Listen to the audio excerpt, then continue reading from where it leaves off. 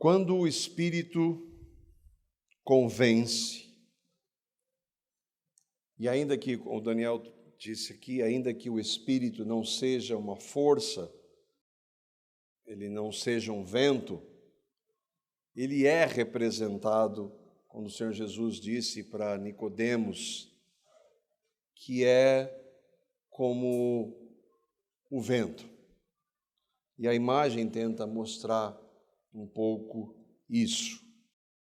Nós estamos meditando, retomamos nossas meditações no Evangelho de João. E se você creu no Evangelho, e aí eu preciso novamente lembrar o que é o Evangelho. A palavra Evangelho significa uma boa notícia. É uma boa notícia porque Deus um dia agiu. A Bíblia diz que Deus criou o homem à sua imagem e semelhança. A Bíblia diz que Deus criou tudo muito bom. Gênesis capítulo 1, versículo 31. Não havia o mal nessa terra. Mas o mesmo Deus que criou o homem bom, sem pecado, porque ele é bom, ele estabeleceu uma prova para aquele primeiro casal. Deu uma ordem para o primeiro homem. E ele então, aquele primeiro homem, desobedeceu a Deus. O que nós chamamos de queda. Naquele momento, o pecado veio sobre a humanidade. E afetou aquele casal, os filhos deles e até chegar a nós. Então, a Bíblia diz então que nós todos nascemos em pecado. Não podemos mudar isso. E por termos nascido em pecado, nós cometemos muitos pecados. Todo ser humano, todo descendente de Adão, nasce em pecado e comete inúmeros pecados e por isso está separado de Deus. Essa é a notícia a nosso respeito, é o que nós somos. Mas a Bíblia diz que Deus amou pecadores. E Ele amou de tal maneira que Ele deu, por isso que o Evangelho é pela graça.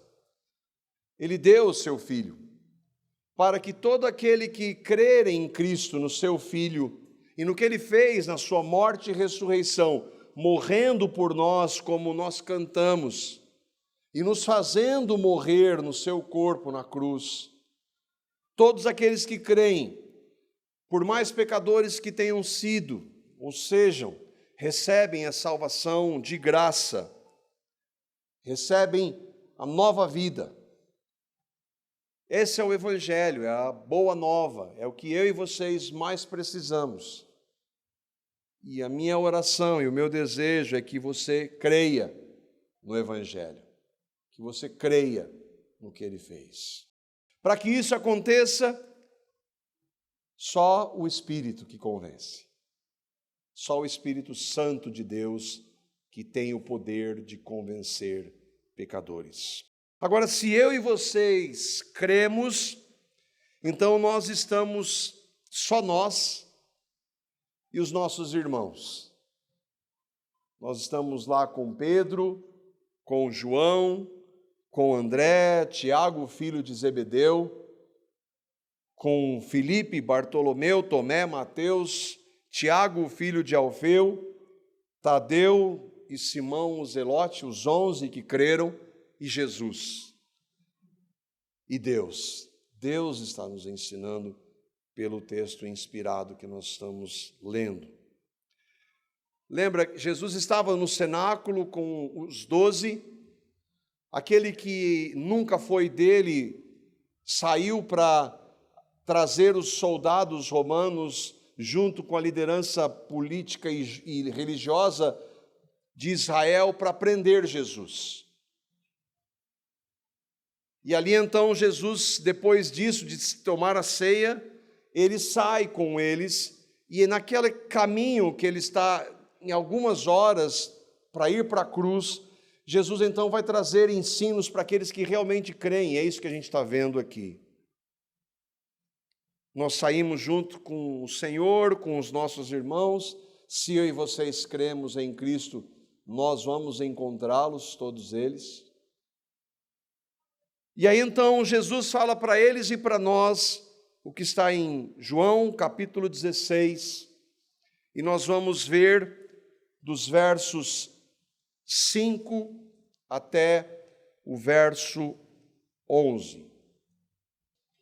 Agora que vou para aquele que me enviou, nenhum de vocês me pergunta: para onde vais? Porque falei estas coisas, o coração de vocês encheu-se de tristeza. Mas eu lhes afirmo que é para o bem de vocês que eu vou. Se eu não for, o conselheiro não virá para vocês. Mas se eu for, eu o enviarei. Quando ele vier, convencerá o mundo do pecado, da justiça e do juízo. Do pecado, porque os homens não creem em mim. Da justiça, porque eu vou para o Pai, e vocês não me verão mais. E do juízo, porque o príncipe deste mundo já está condenado. Se eu e vocês cremos no Evangelho, nós precisamos entender e não nos esquecer que os apóstolos creram, com a exceção de Judas, eles creram quando o Senhor os chama. E nós estamos acompanhando em João como aqueles homens eram pessoas como nós. Eu fiquei maravilhado em poder andar devagar no texto de João, ainda que eu já tenha lido algumas vezes, e ouvindo alguns irmãos e lendo alguns irmãos, de como aqueles homens que às vezes a gente acha que foram super-homens ou super-heróis, na realidade eles eram homens tão falíveis como nós hoje. Eles não eram super-heróis com superpoderes. Eles não eram infalíveis, eles cometiam pecados. Entenda, eles já eram convertidos. Eles eram limitados na sua compreensão. Nós, volta e meia, estamos ouvindo eles fazerem perguntas mas como eles estão perguntando isso? E nós vamos ver daqui a pouco que eles vão abandonar o Senhor. Não é só Pedro que vai negar, todos eles vão abandonar Jesus. Então eles não criam, porque existe uma corrente dizendo não, que a conversão só aconteceu na ressurreição. E outros vão dizer não, a conversão só aconteceu quando o Espírito Santo vem. E por que essas ideias? Para que, mas se eles forem convertidos, eles continuavam cometendo pecados. Pois é assim. Não vivem na prática do pecado, mas infelizmente nós ainda pecamos, e aqueles homens também. E a palavra mostra que eles eram limitados. Ela mostra com todas as letras.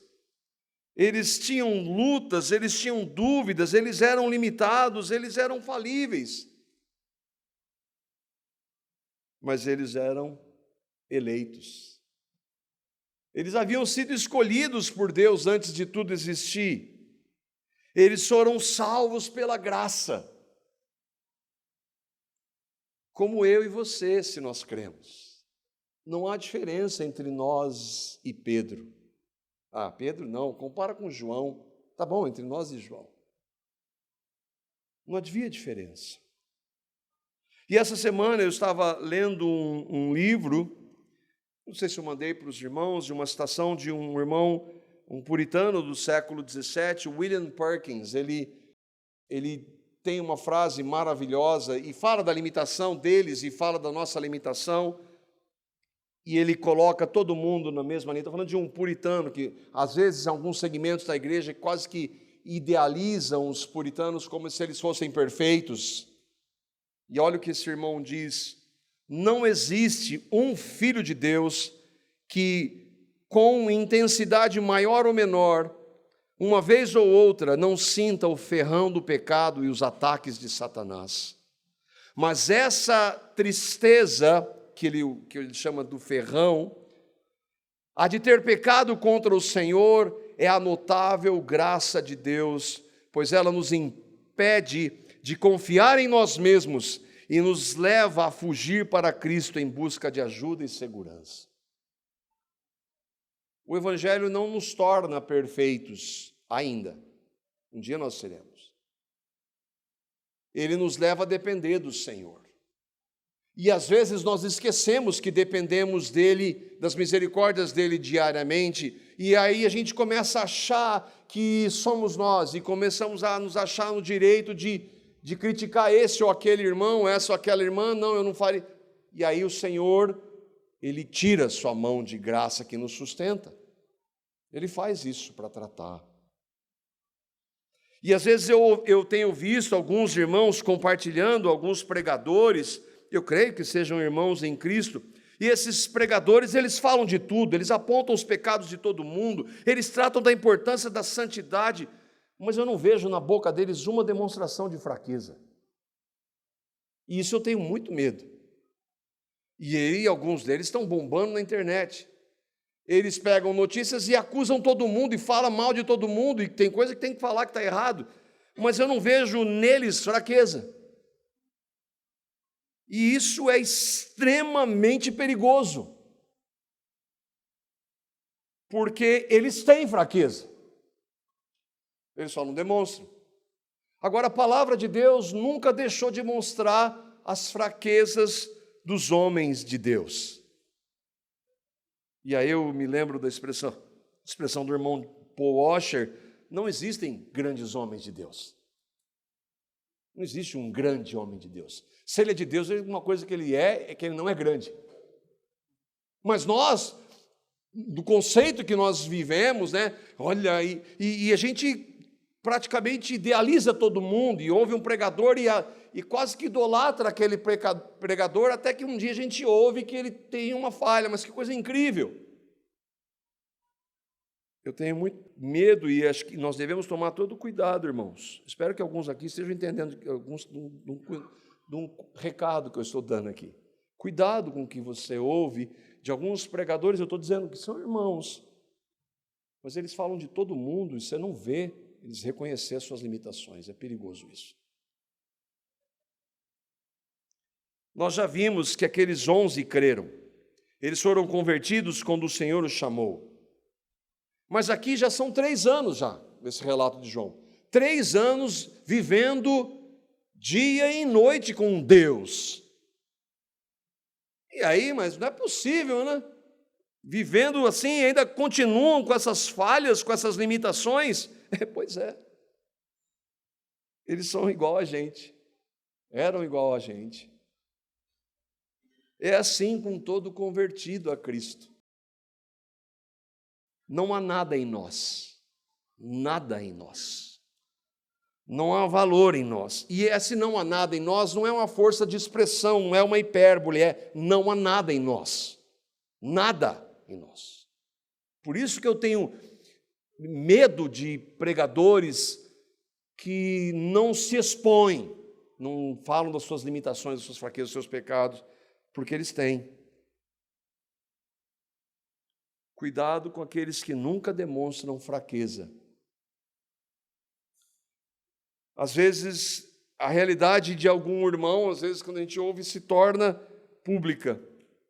Que tal o Pedro, por exemplo? Vamos pegar o apóstolo Pedro, o que ele fez, né? A gente vai ver o que ele vai fazer ainda, mas a gente já viu algumas coisas que ele fez. E aí, mas como é que pode? E aí nós precisamos lembrar de Jesus, Mateus capítulo 7, versos 1 a 3. Esse é um texto que alguns usam para não julgar falso profeta, para deixar o falso profeta falar o que ele quiser e ninguém falar nada. Não, não é isso o texto. O texto está falando para irmãos em Cristo que falham. Alguém como Pedro, eu e vocês, se cremos. Mateus capítulo 7, versos 1 a 3, Jesus está sendo bastante contundente aqui falando para nós. Não julguem para que vocês não sejam julgados, pois da mesma forma que julgarem, vocês serão julgados. E a medida que usarem também será usada para medir vocês. Porque você repara no cisco que está no olho do seu irmão. Isso aqui é para a igreja, é para irmãos em Cristo. Não é que nós não possamos condenar falso ensino. mas é entre irmãos. E aqui é a realidade da igreja. Por que você repara no cisco que está no olho do seu irmão e não se dá conta da viga ou da trave que está no seu próprio olho? Jesus está dizendo isso. Jesus está falando para irmãos em Cristo. Ele está dizendo assim: não condene o seu irmão, não julgue o seu irmão. Não é para dizer, mas como é que ele pôde fazer isso? Como é que Pedro fez isso? Como é que o apóstolo Pedro pôde fazer aquilo? Como é que ele pôde ser deixado levar como via por Satanás? Isso eu nunca faria. Quando nós fazemos isso, não é que Jesus está dizendo talvez haja alguma coisa no seu olho. Há uma viga, há uma trave. Você está olhando para o erro do outro, mas não está olhando para o seu. Você não está sendo misericordioso e gracioso. Irmãos, quando nós vemos irmãos, e é por isso que eu sempre fiquei admirado por Paulo. Todo mundo fala, eu já até disse isso, a primeira coisa que a gente quer ver é o Senhor, depois o apóstolo Paulo. Todo mundo, a fila vai estar grande. Mas eu comecei a admirar esse homem chamado Pedro. Eu estava conversando outro dia, quando fala de Pedro, o que você lembra dele na hora? Ele negou Jesus. É isso que a gente lembra, não é? Mas esse mesmo que negou, nós vamos ver, Jesus falou assim: cuida das minhas ovelhas. O padrão de Deus é outro, ele não é o nosso. No nosso meio, só os melhores. Mas como entre nós, para Jesus, não tem melhores, então qual que deve ser a nossa postura?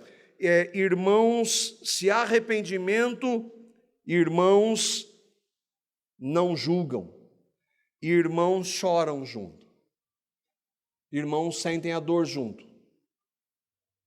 irmão não julga. Se julgar é que tem uma trave e não está conseguindo nem ver a trave. As misericórdias do Senhor que são a causa de nós não sermos consumidos, não é verdade? Elas se renovam de vez em quando, não é verdade? Não, todo dia. Por quê? Porque a gente precisa delas todo dia. A quem?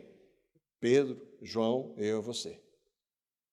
Aquele que cuida estar em pé, não é que está em pé, cuida estar em pé, olha para que não caia. Se começar a achar, Deus retira a mão para mostrar quem que sustenta. Ele faz isso porque Ele ama. Por que você se gloria como se não tivesse recebido? O que você tem que você não tenha recebido? De bom. O que eu e vocês temos, que nós recebemos, é natural nosso, é o pecado. Quando é coisa boa, toda boa dádiva, todo dom perfeito vem do Senhor. O que você tem que você não tenha recebido? E se você recebeu, por que você se gloria como se não tivesse recebido? E nós poderemos ver vários textos que mostram que quem nos sustenta é o Senhor em sua graça. Por que a gente está vendo isso? Porque nós já vimos algumas vezes os pecados dos apóstolos. E nesse capítulo 16, a gente está olhando para esses homens. E mais uma vez, a gente vai ver como eles eram falíveis. Eles eram instáveis, como nós. E ainda assim, amados por Ele. Amados pelo Senhor. Impressiona o amor de Cristo por Pedro, não? Se for por João, né? João, mas não tem nada de... Assim, não tem muita coisa de João, mas Pedro. Pois é assim que ele faz. Ele ama os seus, na condição que nós estamos. Deus provou o seu amor para conosco, sendo nós boas pessoas. Não, Deus provou o seu amor para conosco, sendo nós ainda pecadores. Vamos voltar lá para o texto e vamos caminhar verso a verso. Versículo 5, João 16. Agora que eu vou para aquele que me enviou, nenhum de vós ou de vocês me pergunta: para onde vais? O Senhor Jesus já estava dizendo há algum tempo que ele iria voltar para aquele que o enviou. Quem é o Pai? O Pai o enviou. Deus amou o mundo que deu o seu Filho. Ele entregou o seu Filho, ele não poupou o seu Filho. Ele entregou o seu Filho. E agora, então, Jesus está pronto para voltar. É claro que tem a cruz ainda. E aqui a gente já vê que há uma pessoa, o Pai, e a pessoa do Filho, Deus. São pessoas distintas. E aqui nós vemos a divindade em duas pessoas. Porque há uma ideia de que, não, são três, é um Deus, uma pessoa em três manifestações diferentes. Não, nós cremos na Trindade não porque a religião católica romana inventou, não, porque está na Bíblia. Jesus disse, eu e o Pai somos um. O Pai é uma pessoa e eu sou uma pessoa. E a gente vai ver agora, ele vai falar do outro conselheiro, ou outra pessoa que é o Espírito. Mas o que o Senhor está dizendo e Ele quer dizer com esse eu vou? E o Antigo Testamento mostra que o Messias viria para morrer. Ele mostra em todo o Antigo Testamento. Mas é claro, está claro por quê? Porque o Espírito de Deus revelou para nós se nós cremos. Nós só podemos ver isso porque o Novo Testamento nos mostra, mediante a ação do Espírito, porque a maior parte dos judeus não viu nada disso. A maior parte das pessoas não entende nada disso, não consegue ver que Cristo está no Antigo Testamento e Cristo está no Novo Testamento. Elas não veem, nós vemos e vemos por quê? Porque nós somos melhores? Porque temos uma capacidade? Não, porque o Espírito de Deus revelou. Outro ponto, e aí alguns, esses eles gostam de questionar, os liberais ou aqueles que dizem que a Bíblia tem erro, eles vão dizer, mas peraí, como é que Jesus vai perguntar, está dizendo que ninguém pergunta para onde ele está indo, se em João capítulo 13, verso 36, Pedro perguntou, para onde o senhor vai? Em João capítulo 14, 5, verso 5, Tomé perguntou, nós não sabemos para onde o senhor vai. Aí, está vendo? A Bíblia está cheia de erro. É uma má vontade. Mas como nós cremos que a Bíblia é a palavra de Deus, nós vamos buscar compreensão pela harmonização. E ela é a palavra de Deus, se ela é a palavra de Deus, ela não tem erro, muito menos contradição. O que o Senhor está dizendo aqui? Se eles já perguntaram, e aí a gente pode pensar em algumas possibilidades, quando eles estão perguntando, para onde o senhor vai? Que lugar que o senhor vai? Porque isso eles perguntam, para onde nós vamos agora, em termos locais físicos? Ou Jesus está dizendo, uma segunda possibilidade, vocês não vão perguntar para mim de novo, porque ele diz, agora eu vou para aquele, e ninguém me pergunta, quer dizer, vocês me perguntaram antes, por que vocês me perguntam agora? Vocês estão entendendo que eu estou mostrando possibilidade para harmonizar o texto, que são perfeitamente compreensíveis, e o texto permite isso. Mas aquele que não crê, que negar a palavra, ele vai, isso é contradição, está errado. Ou a terceira possibilidade que está no versículo 6, que está na sequência, eu falei estas coisas e o coração de vocês encheu-se de tristeza. Eles estavam tristes porque eles estavam vendo que a situação estava ficando difícil. Eles estavam percebendo o que estava acontecendo.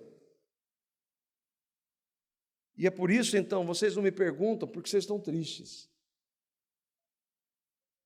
Então, não tem nada de errado no texto. Naquela hora, eles não perguntaram porque eles estavam tristes. Eles já tinham ouvido Jesus falar da necessidade da sua morte. João 2,19, Jesus falou, destruam esse templo e eu vou levantar em 3 dias. João 3,14, da mesma forma como Moisés foi levantado, levantou a serpente, importa que o Filho do Homem seja levantado. João 8,28, quando vocês levantarem o Filho do Homem, saberão que eu sou. João 12,32, e quando eu for levantado, tudo isso Jesus está falando da morte dele.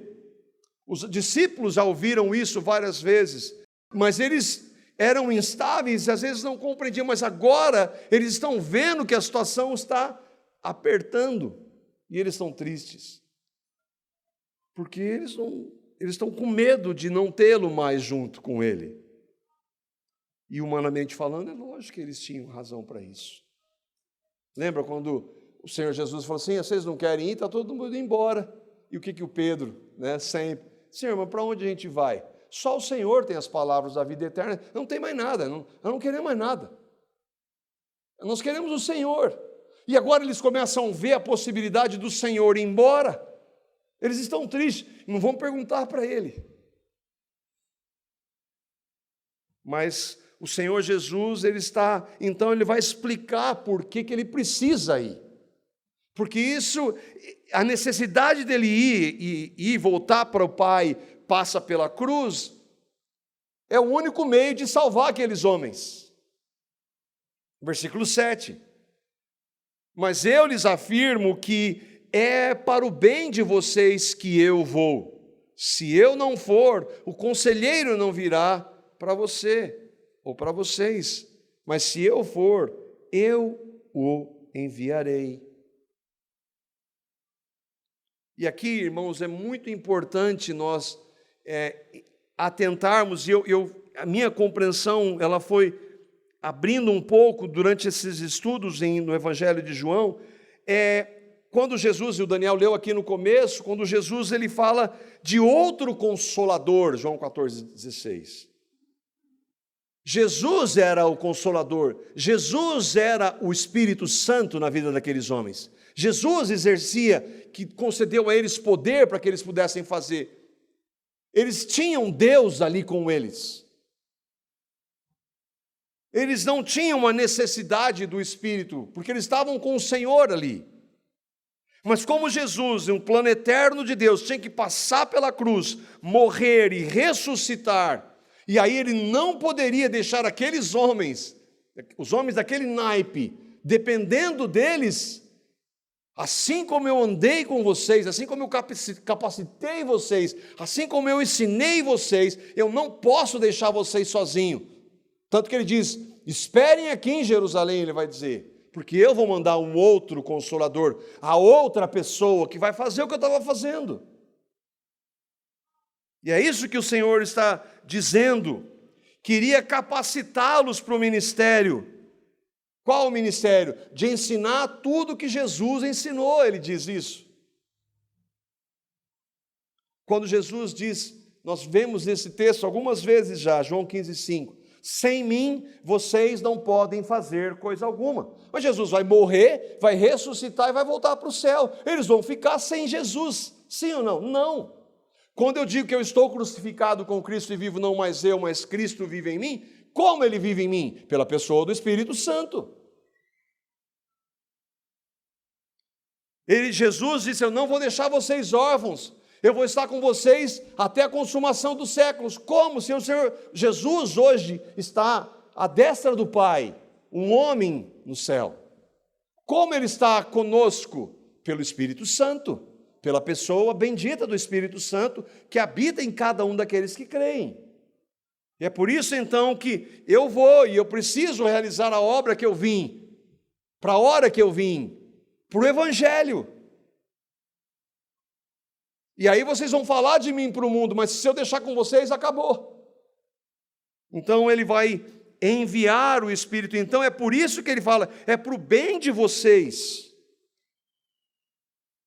Jesus tinha que passar pela cruz, Jesus tinha que ressuscitar, Jesus tinha que voltar para o céu. O que ele está fazendo agora? Lá? Preparando o lugar. Lembra? Olha, eu vou preparar para vocês um lugar. Eu vou voltar para buscá-los. E aí então ele trata aqui do assunto que nós colocamos como título. Quando ele vier, convencerá o mundo do pecado, da justiça e do juízo. Do pecado, porque os homens não creem em mim. Da justiça, porque eu vou para o Pai, e vocês não me verão mais. E do juízo, porque o príncipe desse mundo já está condenado.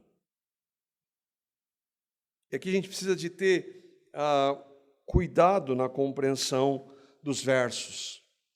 Primeiro que está muito claro que Quando ele vier, o conselheiro, ou consolador, o outro consolador, ele está falando da pessoa do Espírito Santo. Então, ele é o Espírito Santo. O vier é quando? Quando ele veio? Quando ele se manifesta no dia de Pentecostes, da festa judaica. Mas só ali não, ele está falando para o mundo todo. Ele veio e agora ele habita em todos aqueles que creem. Jesus está dizendo, ele vai convencer o mundo. O que é esse convencer? E o verbo, ele pode ser entendido como expor ou condenar. Convencer é expor a realidade, ou condenar.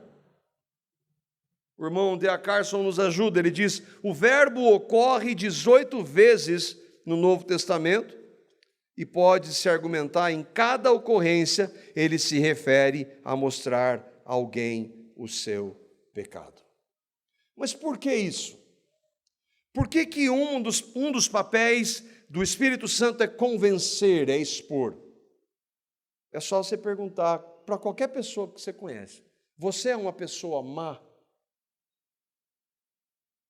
Quantas delas vão dizer, eu sou? Nenhuma. Pega o panfleto, né, que a gente usa de evangelismo. Você se considera uma boa pessoa. Normalmente eu vou evangelizar e eu dou e saio rápido. Porque se você considera uma boa pessoa, ela vai abrir e já vai ver que ela não é nada. E ela é uma pecadora, está debaixo da ira de Deus. Brincadeira, eu saio rápido. Mas é verdade, porque vai confrontá-la. As pessoas se acham boas. Você é um pecador. A maioria vai dizer, vai ter sempre alguém pior. Quem pode convencer-nos do que nós realmente somos? O Espírito Santo de Deus. O homem naturalmente não se acha bom, não se acha mal. Ele se acha bom. E se ele não é tão bom, quando ele cometer algum ato muito grave do ponto de vista humano, vai ter sempre alguém muito pior que ele vai usar para comparar. Agora, quando o Espírito Santo de Deus age, e aí quando Jesus está falando do mundo, ele não está falando de todas as pessoas, obviamente. Quando o Espírito de Deus age nos seus, sabe o que acontece? Os seus se arrependem. Só um homem cheio do Espírito Santo é um dos grandes pontos de Romanos capítulo 7. Só um homem cheio do Espírito Santo vai dizer, miserável homem que eu sou. O homem natural não vai dizer isso nunca. Ele pode dizer da boca para fora, mas reconhecer a sua pecaminosidade e como diante de Deus ele está longe só pela ação do Espírito Santo de Deus. O arrependimento genuíno só pode ser produzido por Deus. Nós estávamos orando agora pelos nossos familiares. E eu sou perito em errar nisso, em tentar convencer. Eu quero convencer o meu pai, meu irmão, e eu quero convencer todo mundo. Quem eu posso? Ninguém. Jesus está dizendo, o Espírito de Deus é quem convence. É só o Espírito Santo que convence. Mas aí você vai perguntar, mas não sou eu que me arrependo? Porque o Espírito Santo, quando ele age, e ele age nos seus, os seus se arrependem, mas não sou eu que me arrependo? Sim, sou eu que me arrependo. Como Jesus iniciou o seu ministério? Como Jesus começou pregando? Ele disse o quê? Arrependei-vos e crede no Evangelho. As primeiras expressões de Jesus. Ele está falando para pessoas se arrependerem. Mas como mortos podem se arrepender? Mortos não se arrependem. Como nós podemos nos arrepender? Se Deus fizer. E aí eu quero ler com vocês 3 textos que mostram isso de maneira muito clara. Uma pessoa só vai se arrepender se ela for convencida pelo Espírito Santo. E eu e vocês não temos participação nenhuma nisso. Por mais que a gente queira, por mais que a gente tente argumentar, nós não podemos convencer. O primeiro texto é 2 Coríntios, capítulo 7, versículos 8 a 10. Paulo havia escrito uma carta para os irmãos de Corinto. E nessa carta, porque ele ama, ele corrige. E, ao que tudo indica, ele foi muito duro. É por amor. O amor, ele repreende, ele corrige. Paulo, então, ele vai escrever essa segunda carta para aqueles irmãos. E olha o que ele diz. E o nosso ponto é como aquilo gera arrependimento. 2 Coríntios, capítulo 7, versos 8 a 10. Nós estamos vendo que quem convence é o Espírito de Deus. E olha o que Paulo diz aqui para aqueles irmãos. Porquanto, ainda que eu vos tenha contristado ou entristecido vocês com a carta, lembra, ele escreveu uma primeira carta, agora está escrevendo essa segunda carta. Eu não me arrependo, embora eu já tenha me arrependido.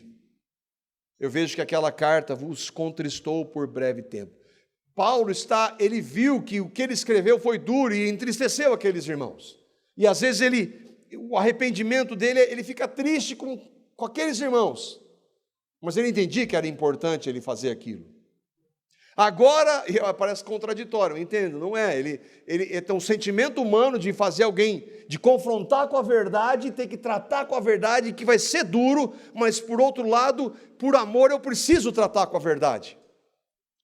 E aí então ele diz, agora eu me alegro, não porque fostes contristados, mas porque fostes contristados para arrependimento. Vocês ficaram tristes e se arrependeram. E aí ele diz, e aqui é o nosso ponto, pois fostes contristados segundo Deus, para que da nossa parte ou de nossa parte nenhum dano sofresseis, porque a tristeza segundo Deus produz arrependimento para salvação, que a ninguém traz pesar, mas a tristeza do mundo produz morte.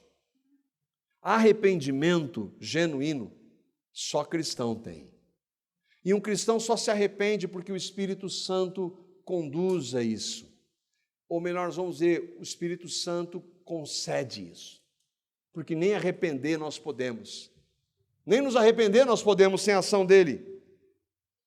2 Timóteo capítulo 2, versículos 24 a 25. Paulo, o Espírito Santo, está instruindo um pastor, o pastor Timóteo. E ele está dizendo, Timóteo, estão resistindo à verdade aí? Estão resistindo ao evangelho? Então capricha no argumento. Trabalha melhor isso. Se cerca, seja um bom apologeta. É isso que ele vai dizer? Não. 2 Timóteo 2, 24 a 25, ele diz assim, ao servo do Senhor não convém contender, ou não convém brigar, mas sim ser amável para com todos, apto para ensinar, paciente. É a minha característica, paciente. Deve corrigir com mansidão, outra característica minha, os que se lhe opõem, na esperança de que o seu argumento convença, não, na esperança que Deus lhes conceda o arrependimento, levando-os ao conhecimento da verdade. Deus, pela ação soberana e sobrenatural do Espírito Santo, é que pode convencer o homem. E por último, um outro texto que mostra, Concílio de Jerusalém, Atos capítulo 11. Pedro chega com uma notícia de alegria. Os gentios estão crendo no Evangelho. Alguns judeus não gostaram muito. E aí então, como é que ele vê isso? E por que eles estão, Pedro? Atos capítulo 11, versículos 17 a 18. Ele está relatando lá para os irmãos que estão reunidos em Jerusalém, apóstolos e presbíteros, e aí ele diz, pois se Deus lhes concedeu o mesmo dom que a nós nos outorgou quando cremos no Senhor Jesus, quem era eu para que pudesse resistir a Deus? Mas ele tentou, não tentou? Não, Senhor, eu não vou comer isso aí não. Se é Senhor, não é não. O que Pedro está dizendo? Deus concedeu aos gentios a mesma fé que nos concedeu. Mas que expressão de fé ele vai dizer?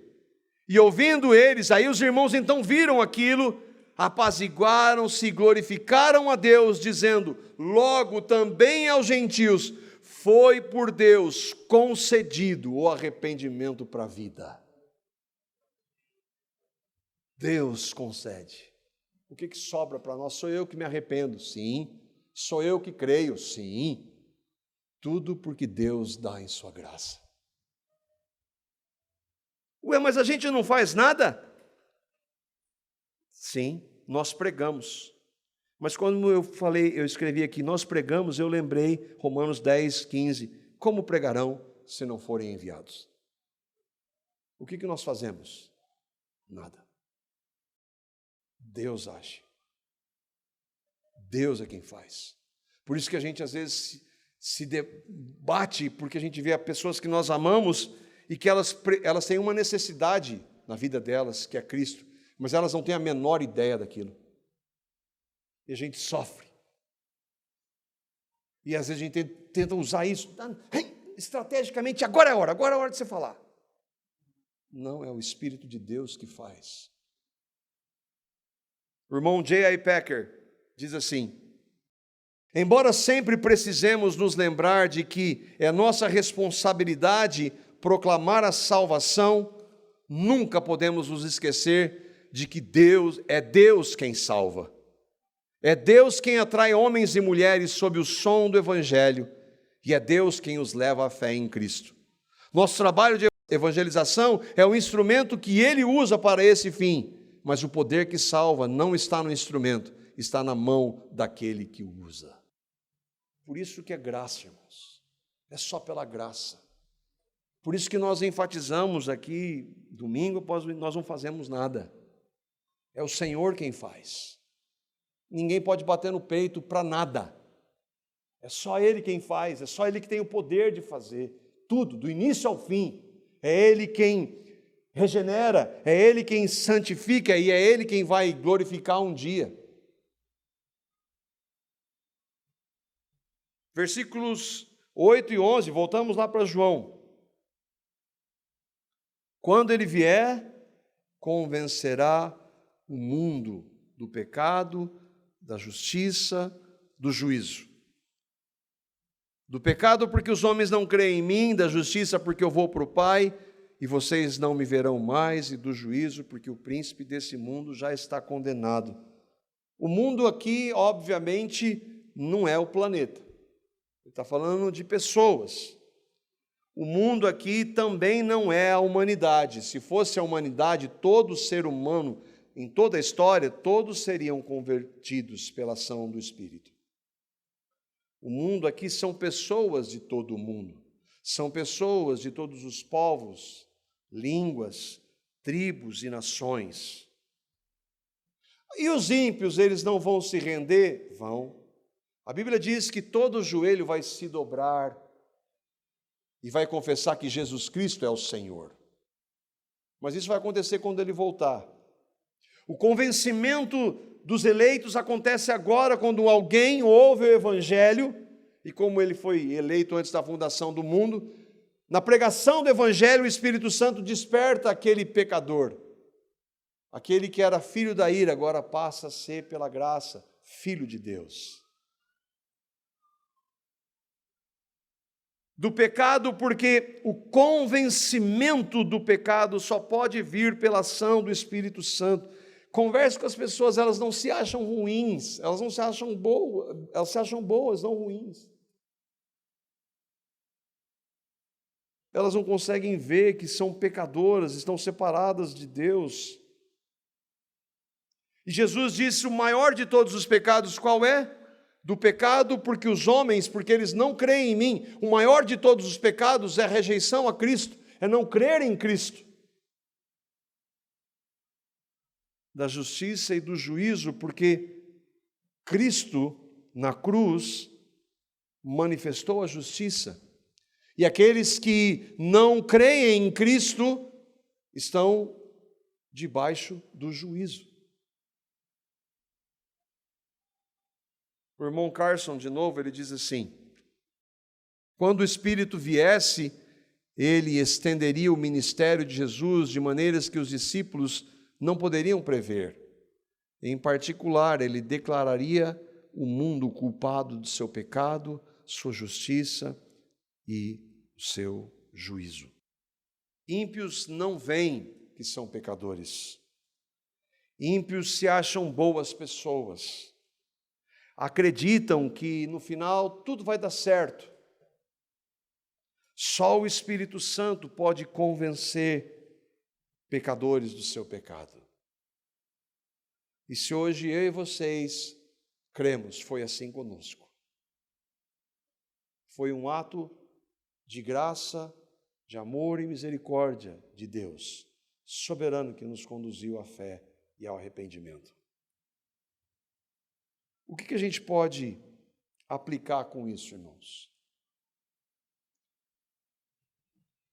O que nós podemos trazer para o nosso dia a dia? Primeiro é que, se você creu no Evangelho, aqui está mais um motivo de louvá-lo.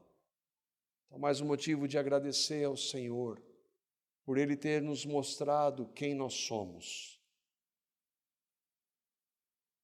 Pessoas boas não precisam de Salvador. Jesus não disse isso, eu não vim para os sãos, eu vim para doente. Não existem sãos, existem pessoas que se acham. Agora, eu e vocês só vemos que nós somos doentes e somos pecadores porque o Espírito de Deus revelou. Você entende que não sobra nada para nós. O que nos sobra é nós nos humilharmos e louvarmos a Deus pela obra completa do Evangelho. E um outro ponto que nós podemos aplicar é que eu e vocês temos amados que precisam de Cristo. Eles não sabem disso. Eles rejeitam. Eles estão mortos. Nós sabemos que o Senhor salva os eleitos. Deus tem os seus. Ele salva os eleitos. Mas graças a Ele, nós não sabemos quem são. Então, qual é o nosso papel? Pregar o Evangelho para as pessoas que nós amamos e orar por elas, para que o Espírito Santo as convença e as conduza à fé em Cristo e ao arrependimento. Esse é o nosso papel. E nós devemos fazer isso enquanto há vida para eles. Enquanto há vida, clame ao Senhor. Se surgir uma oportunidade, pregue de novo o Evangelho. Ore por sua família e parentes, por amigos que você ama e que precisam do Evangelho, e que o Espírito Santo revele e convença. Isso é o que nós podemos fazer e devemos fazer. E eu termino aqui com um testemunho de um homem de Deus. Ele escreveu assim: certa noite, no meio da semana, sentado na casa de Deus, eu não estava pensando muito sobre o sermão do pregador, porque eu não acreditei nele. Ocorreu-me então o seguinte pensamento: como você veio a ser um cristão? Busquei o Senhor. Mas como você veio a buscar o Senhor? A verdade lampejou em minha mente.